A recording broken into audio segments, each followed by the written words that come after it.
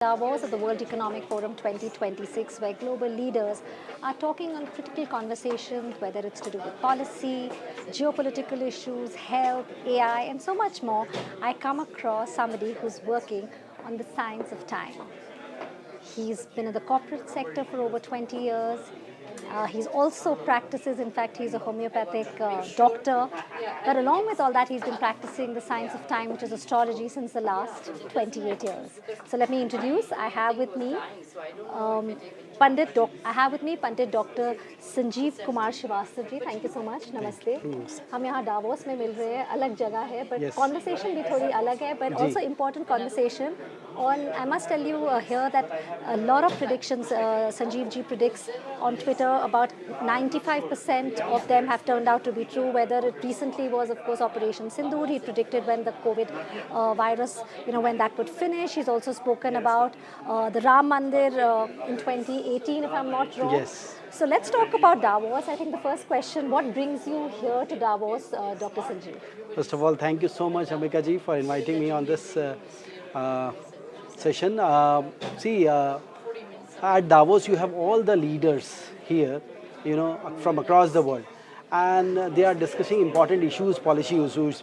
So my friends invited me here so I can be with these leaders and, know about what is going on and how the science of time can, can help these leaders. Basically, the science of time, if you take care of the time in your whatever work you are doing, it enhances your work much higher. It gives you the productivity much higher. Okay, so Davos, the World Economic Forum, has been happening here since 1971. So according to the planetary movements, what makes Davos the decision-making hub? Yeah, it was a very good question. So basically, the time of Davos is where the Capricorn energy is very high. So the Capricorn is made for transformation, the leadership. So at this time, all the world leaders come together and take policy decisions or important decisions for the country and the world. So that energy and the alignment here in Davos perfectly aligned for this kind of... So which planetary, if I can ask you, which planetary alignments will shape the mood of the leaders here, the decision makers? See, basically, a very good question. See, the 2026, a very rare alignment of slow-moving planets like Saturn, Pluto, Neptune, all are moving in. And, Saturn entering into Aries, after so many years, that will reset the mood of the, the leaders, the country, the geopolitical situations. So you will see a lot of transformation, a lot of big decisions happening in possibly February, March, this period, April. So since beginning of the year 2026, do you suggest that the stars, does it suggest optimism or caution? Both, I would say, Okay. because see, later part Jupiter is coming into Jupiter energy will coming into play. So that is more of an expansion and wisdom and spirituality and positivity in all the aspects of the life. But this period, especially February March period, lot of planets are coming into the rare alignments. Okay. In one of. So that makes little caution of that as well. Okay. And every country has. I would say different kind of chart. So how India will progress, that depends on India chart as well as the PMs, whosoever is leading the country. So and similar for other US or other countries. So what about this whole geopolitical tension which we see? You had also predicted about the war earlier. Yes. So Russia-Ukraine war, exact date I have predicted 24 January 2022. So when can we expect a more peaceful world? That is a good question. Actually, I am also trying to look for that answer, but somehow the chart is not showing that. So it's nowhere in the... So yeah, I would say next 3 years will be very transformative, very unpredictable. So you will see that, this treaty is happening, peace is happening between Russia and Ukraine. Somehow maybe if it happens, first of all, the chances are less. Even if it happens, how long it will survive. And then, the Greenland, while Trump, president of US, speaking 2 hours back, I did one Twitter prediction that he will take on the Greenland this year. Either before the March period or August to December period, Greenland, he will do whatever he, ways he has. He will... And he spoke about. Yeah, he spoke about that also. So the timeline I have just tweeted. Okay, great. Okay, if I can ask you, talking about India's role when it comes to AI, technology, sustainable growth, what is your take on that? Yeah, yeah. So India growth picture is very good. In fact, next 15 years is totally up.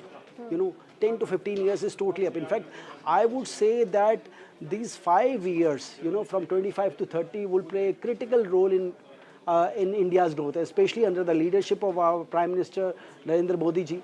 It is going to rise 26, 27, 28. There might be some challenges and obstacles like, you know, Pakistan, east of Pakistan, West Pakistan, but we'll all deal very carefully, very cautiously, and we have a growth story.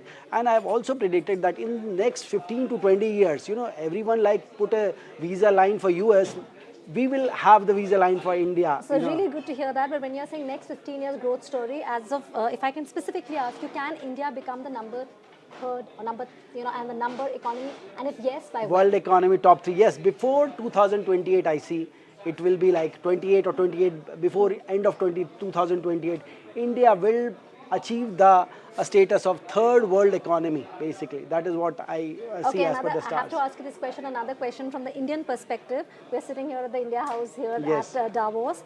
How much of the planetary transits influence decision making by world leaders? And I can specifically, if I want to ask you about our Honorable Prime Minister Narendra Modi. Yes, yes. See, transits are, I would say, they are delivery boys. What are the time, especially on the timeline like Mahadasha, Antar and Pratyantar, what is going on? So as per, I see our Prime Minister time is coming very good.